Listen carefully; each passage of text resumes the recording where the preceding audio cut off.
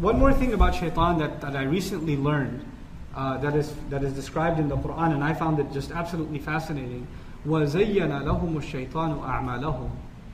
وَزَيَّنَ لَهُمُ الشَّيْطَانُ أَعْمَالَهُم. And the tafsir of this ayah and the way it's been explained traditionally, it's incredible.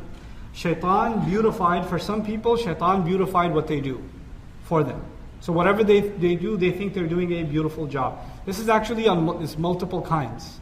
This is of different kinds. And I want to explain these two kinds to you, inshallah. There are people that are in absolute darkness. They are just evil. They're just fallen into evil. Any bad thing, you name it, they're doing it. And they don't even feel bad when they do it. They're proud of it. They celebrate it. They take pictures of it. They post it on Facebook. They make videos about it. They encourage others to do it. These are people that Shaytan has taken the evil that they do and he's made it beautiful to them.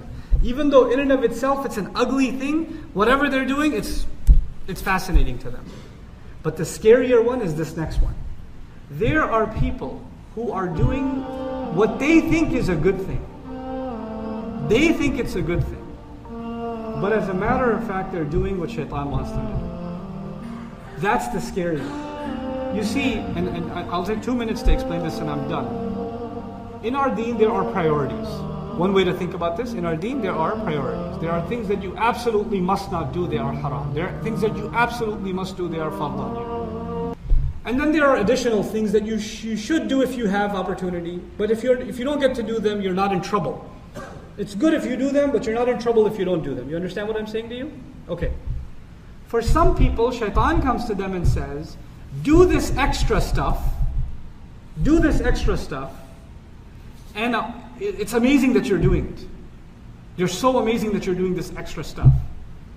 Especially in Ramadan, this is one of the waswasas of Shaytan, the confusion he starts you off on before Ramadan and it lasts inside Ramadan. That's why we should say, A'udhu billahi minash shaitanir rajeem. I tell you, there are people who are not even praying Fajr, but they're regular in Taraweeh. They're regular in Taraweeh. And to them, that's really important. And there are going to be people that are going to flood the masajid for Eid prayer. They're going to flood it for Eid prayer. Why? Because for them, what is the thing that you must do? That. And Shaitan has made that really beautiful to them, at the expense of other things that are far more beautiful and far more important. Now, if you ask, is Taraweeh itself a good thing? Absolutely. And by the way, for some people, it's not just about Taraweeh and the salawat, it's also about other things. For example, there are people who are very keen on the fasting. At the same time, they're not very keen on how they earn the money with which they buy the iftar.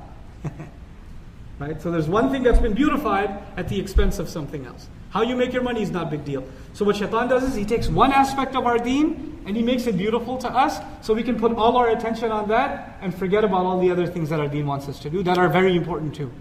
This is also a waswasa of Shaitan. And this is also a particular waswasa of Shaitan that we have to undo in the month of Ramadan.